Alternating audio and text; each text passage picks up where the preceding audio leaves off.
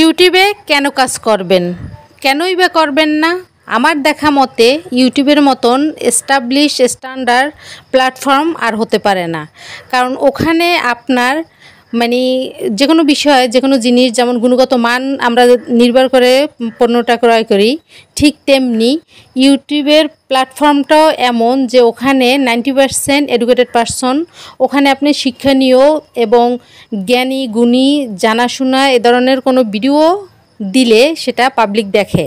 কারণ সেই দেখে এবং প্রত্যেকটা ভিডিওর মান নির্ণয় করার মতন ক্যাপাসিটি তাদের আছে, সেই যোগ্যতা আছে এমন ব্যক্তিরাই ইউটিউবের পারসন। আর অপরদিকে অন্যান্য যে প্ল্যাটফর্মগুলো আছে, যেমন ধরেন ফেসবুকের কথাই বলি, ওখানে 70% মানুষ আনএডুকেটেড।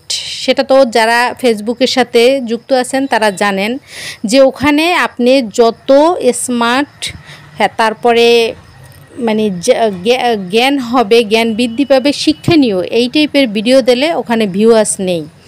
এবং আমার দেয়া অনেকগুলো ফেসবুকে ভিডিও আছে যেগুলো আপনার দেখা গেছে 10,000 15,000 এরকম অনেক অনেক ভিউ, বাট কোনো পরিমাণে আর্নিং নেই। কিছু কিছু ফটো আছে যেগুলো 17-18 এরকম মানে ভিউ, দেখা গেছে 2 সেন্ট 1 সেন্ট বা কোনোটাই নাই। আর আমার জানা মতে ইউটিউবে আপনার ভিডিওতে প্রতি হাজারে আমার জানা মতে $2 দিচ্ছে, বেশি কম হতে পারে, আমি হয়তো সঠিক জানি না। তারপরে ফেসবুকে এই যে আমি যত ভিডিও আপনার গেল মাসে মাস, ঠিক আছে, মার্চ এপ্রিলে দিচ্ছি, কোনো ভিডিওতেই আর্নিং নেই বললেই চলে।